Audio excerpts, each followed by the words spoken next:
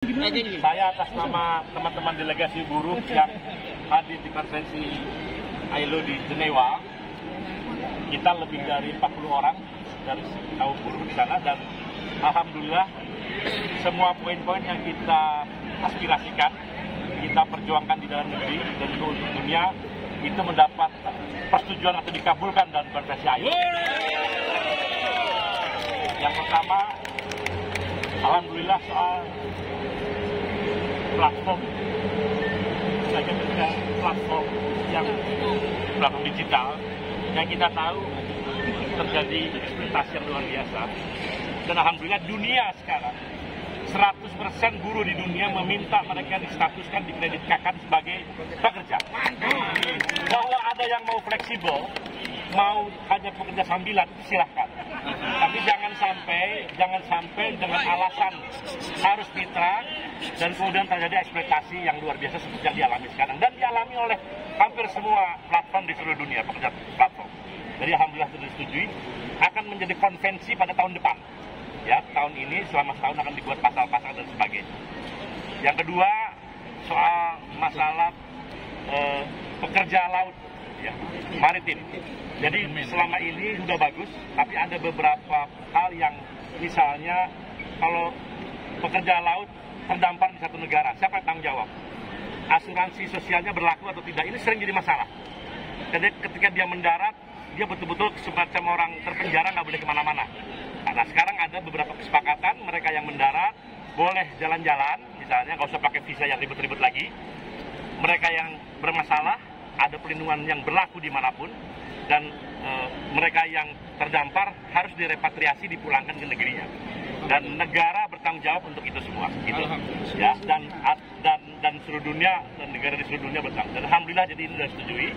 Yang kedua, soal tambahan K3, keselamatan dan kesehatan kerja yang punya dampak biologis terhadap manusia. Nah, ini sering tidak dirinci.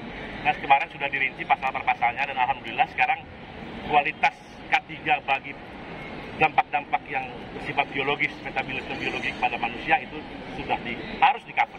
Ya, jadi perlindungan harus sampai ke sana. Yang ketiga, soal formalisasi tenaga kerja informal. Kita nih di seluruh dunia banyak tenaga kerja informal yang dia tidak punya proteksi apa-apa. Ya, karena itu sekarang harus ada cara bagaimana yang informal ini menjadi formal. Paling tidak negara mengakui mereka bekerja, dan negara memastikan mereka bisa dapat perlindungan walaupun dengan sangat basic. Gitu. Nah, ini disepakati tahap-tahapnya, dan saya rasa di Indonesia juga sudah mulai, walaupun kita 10 tahun terakhir tenaga kerja formal kita malah berkurang, sekitar 10 juta orang berkurang. Nah, ini Pak Rekson Silaban, beliau yang menggawangi perjuangan dalam platform digital kemarin. Nanti Pak Rekson silakan nanti menyampaikan. Yang terakhir soal Palestina. Ya, Palestina dari organisasi diakui sebagai negara penuh yang ikut serta dalam kegiatan di ILO. Kira-kira begitulah. Tadinya entity, sebagai entity.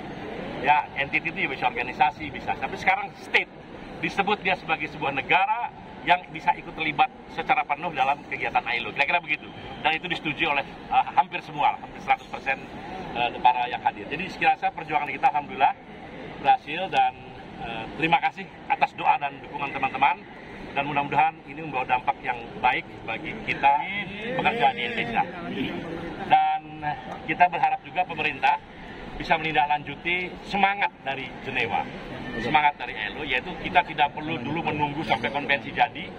Kalau misalnya sudah memang ada pasal-pasal yang bisa kita buat sebagai aturan, ya silahkan kita. Saya juga mengapresiasi kepada pemerintah Indonesia melalui Menteri Tenaga Kerja, ya, yang dari awalnya pun sudah ada semangat untuk memastikan pekerja online ini, ya, itu mendapat perhatian yang sangat serius. Dan alhamdulillah dibuktikan dengan voting pada waktu itu, pemerintah Indonesia juga mendukung agar pekerja platform digital distatuskan sebagai atau dipreditkan sebagai pekerja. Ya. Jadi buruh dan pekerja, buruh dan pemerintah.